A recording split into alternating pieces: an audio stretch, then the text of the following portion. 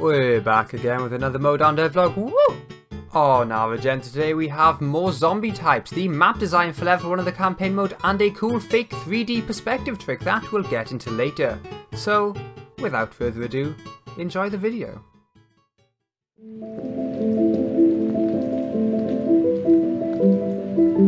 So, I've been pretty busy since the last devlog, and I'm excited to share it all with you guys now. First off, I've been working on a couple of different types of zombies for the game on top of the basic one that was made in the last devlog.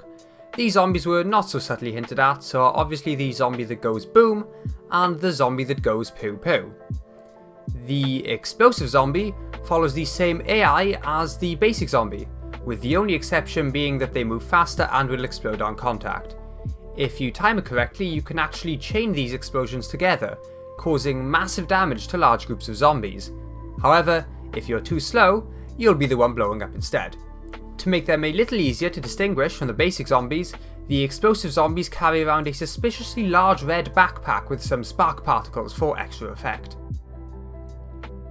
The poo-poo zombies, which I've decided to call the Gatling zombies, are a bit different. Instead of chasing the player constantly, they will get within range and begin firing their 2 machine guns.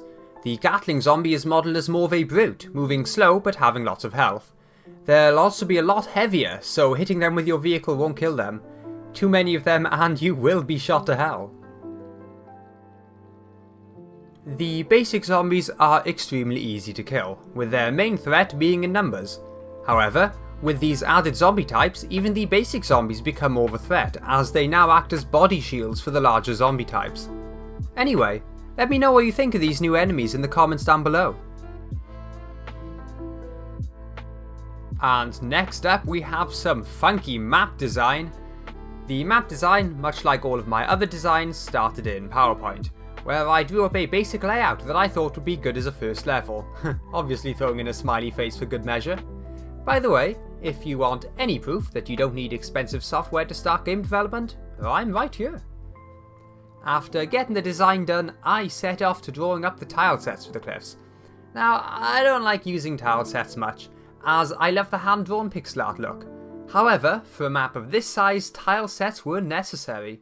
Still though, I did my best to make it as natural looking as possible. And then came the extremely exciting and not at all boring part of actually building the map.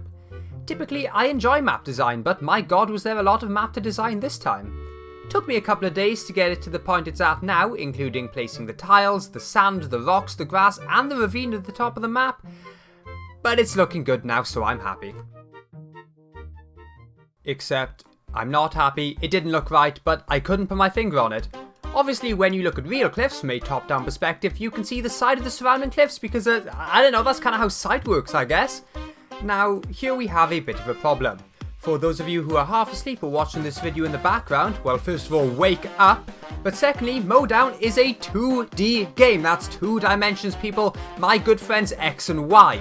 But what do we have in the real world? Oh, that's right, a 3rd dimension, the fabled Z-axis. Now, I'm currently not able to use the Z-axis beyond setting depths for 2D objects because, well, Game Maker. And you are kidding yourself if you think for a second that I have the mental capacity to move to a different engine, so I guess that's just out of our reach, right? No?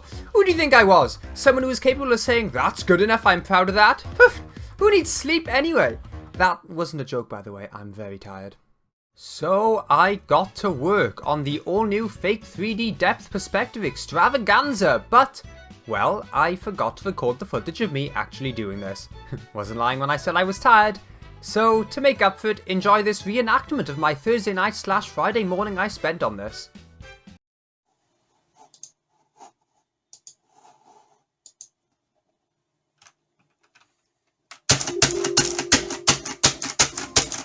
After lots of fancy math and fancier crying, I have the effect working. Basically what I'm doing is taking all the tiles that exist in the cliffs, ignoring the middle tiles because you wouldn't see those anyway, duplicating them, pushing them down in their depth, and then moving them a percentage of the distance between the camera and the tile's original position. This basically means the further you are from the cliff, the more out it looks, but then when you're right next to it, you won't see the wall at all. I do this a couple of times at different percentages and layers, and bam! Perspective! Does it look 3D now? Kinda, yeah. Is there a performance hit from my extremely unoptimized method of drawing the depth layers? Absolutely. Was it worth it? Well, I don't know, you be the judge of that. Obviously, it'll be a graphics option for those attempting to run the game on a literal potato, but for most machines it should be okay? We'll see about that when it comes to proper playtesting though. Anyway, that about wraps up this devlog. The next one should be looking at more of the first level, maybe some more interesting places around the map, as well as the general idea on the narrative and objectives. As always, don't forget to subscribe so you don't miss it. I'm gonna go get some sleep now anyway. See ya!